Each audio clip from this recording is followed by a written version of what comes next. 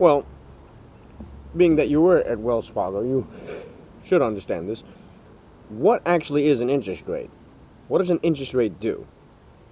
An interest rate basically is, for lack of a better term, the cost of money.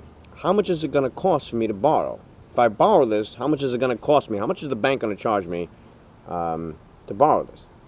Now, normally, interest rates represent a few things. They represent how much money the bank has on reserve to lend out. If it has a lot of money to lend out, if there's a lot of savings, if people save money, then interest rates are low because the bank can afford to lend it out and it's willing to take more risks because it has more capital on hand.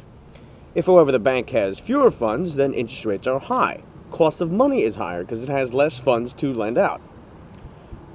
What else it does is it's kind of an indicator. It tells the market, oh, by the way, here's what interest rates are. Interest rates are high, so that means that there's very little savings.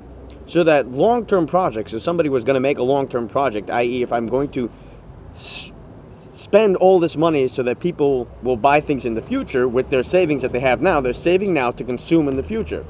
So if they're going to purchase something in the future, if I make a long-term project that will only be available in the future, people will be able to purchase those things.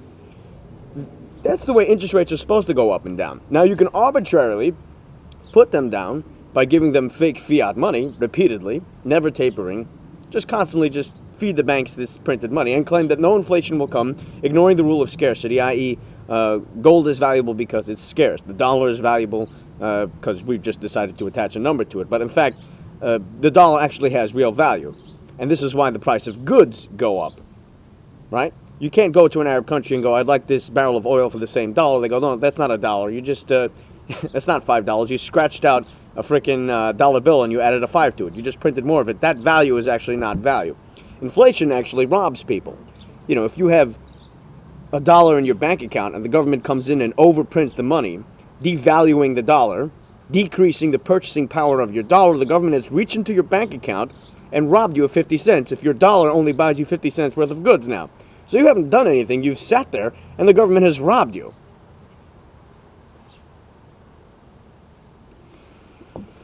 Now, of course, the government can technically inflate or deflate, they can raise or lower the interest rates by pumping in all this fake money into the economy. That's wonderful. But when you get the government to arbitrarily tinker with money, what you're doing is you're not representing market value.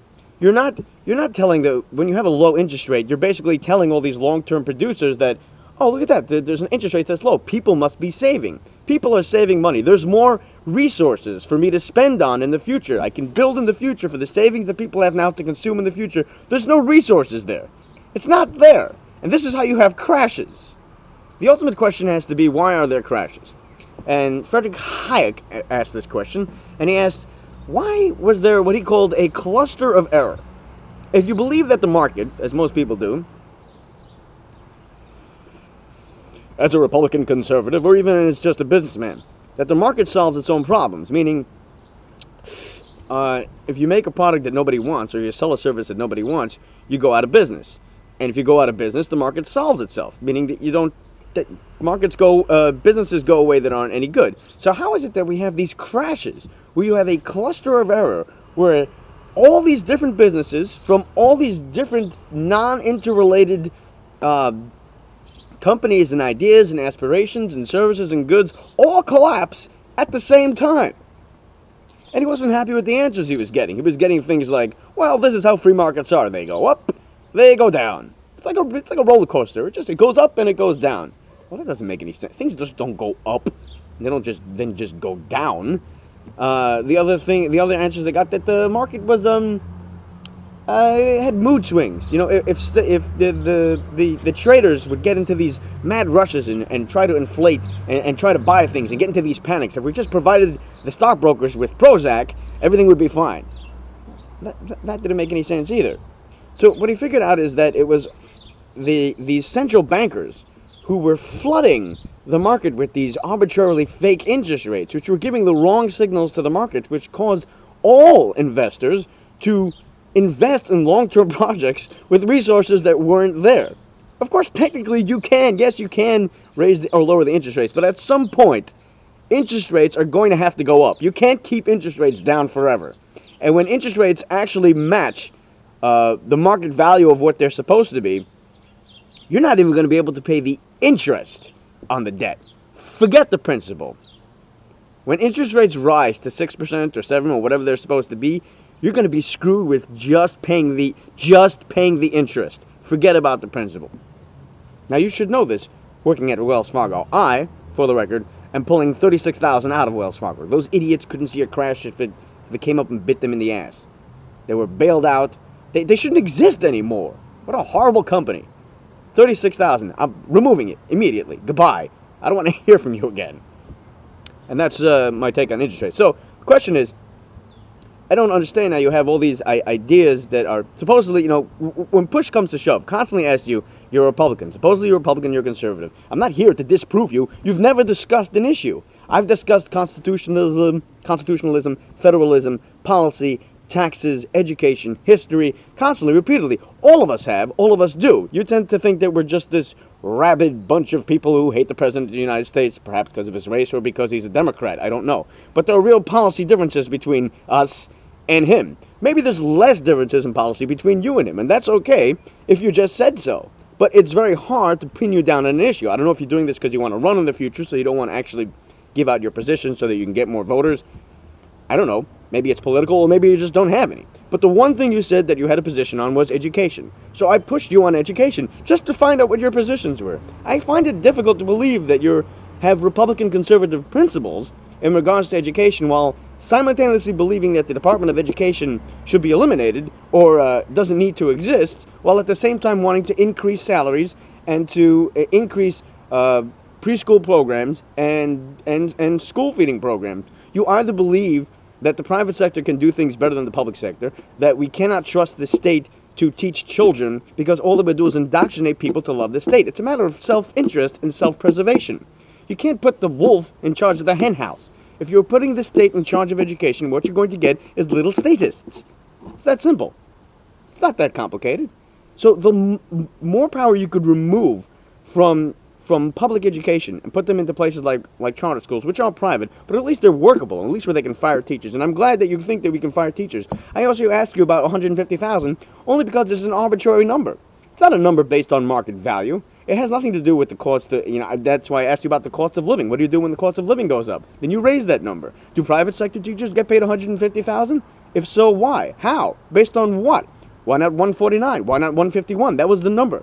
And you said, I don't know, I just picked 150,000. We're going to run an education department based on the number I thought of, 150,000. What would teachers be fired on? All that we're doing here is trying to get at what your positions are. You're constantly telling us that this one says that I'm a Republican conservative. There's 2 names of union leaders who think that I'm a conservative. That's fine and great. I'm asking you about issues, specific policy issues. These aren't difficult questions. They're not bait. It's not bait. It's not difficult. State a position. I do it all the time. All I do is state positions constantly and repeatedly. This is not difficult. If you're really going to run for office, you should constantly be saying issues. You never want to be like Mr. Barack Obama, who sat there and played it safe in the Senate for God knows how long and said voted over 100 times present. I'm present. It was Churchill and Frank Sinatra who voiced the same sentiments, that a man without enemies is a man who's never stood for anything. You don't want to be that guy. You want to actually stand for something. I'm not saying you want enemies, but I'm saying you don't want to not have enemies simply because you want more people to vote for you. Take a position, and if less people vote for you, then less people vote for you. What are you going to do? But you have to take a position. And that's why this query on education, because it's apparently the only thing that we can ask you on, because that is what keeps you here somewhat on this side of the aisle, if maybe, perhaps, more on this side of the aisle. But, again, perhaps there is more that you agree with the president than you care to admit. You agree with the stimulus spending. You agree that you can constantly inflate the dollar. You don't think that the prices of goods are going up because you think we're in a deflationary period. I don't know. Let's ask. Let's ask people, do you think the price of goods are going up or down? I don't care what the government's numbers are. Of course the government's going to lie about their what inflation is. Why wouldn't they? Again, you're going to trust to the state to tell you what inflation is? Why would they tell you the truth about what inflation is? All you have to do is walk to the grocery store, go to the gas pump, and you tell me that there's deflation. Go ahead and tell me. Go ahead and tell me that the prices of gas has come down. Tell me that the price of milk has come down. Okay, now why do you think that is? Is it possible it's because we have too many dollars on the market, and with every dollar that is on the market, he devalues the value of the dollar because there's too many of them? That's not possible? So in order to keep interest rates arbitrarily low, for some reason, so we can have more people borrowing and spending and borrowing and spending, because God knows consumption is the key to economic growth, including when we count into the GDP, we count government growth. When we count jobs, we count government jobs. A government job isn't a real job. All a government job is taking taxpayer money. It's not producing things. The government can't create cars, yet they tried to bail out Detroit. The government isn't a bankster, and yet they tried to bail out the banks. The government isn't a doctor, and yet it tries to take over healthcare. The government isn't any of these things. What the government can do is destroy wealth or redistribute wealth, which is, in your words, part of the progressive tax system. Not evil per se, but if it's done too much, it can be damaging. I think was the word. I don't know if you use the words damaging, but there's no real concept or core as to why redistribution of wealth is okay just because it's in the progressive tax system. And who started the progressive tax system? And there's no opinion on FDR and the New Deal, because you have to believe in FDR and the New Deal. You need to believe in the power of big government, because without it, you wouldn't have a system. You can't argue with FDR's big government policies. You couldn't. You couldn't possibly, and hold your positions. You couldn't possibly believe in an inflationary period and the ideas of the Fed without having to believe in FDR's policies. So of course you don't really have a position on FDR's policies, to think that it's perfectly fine that kids in school are being taught that FDR's brilliant policies of burning crops in order to bring prices up for farmers during a famine was a great idea. It's history. It should just be taught, even though it's wrong history. Anyway, your thoughts. I said 1 second because, I don't know. I just thought I'd rather put it in video form than talking form.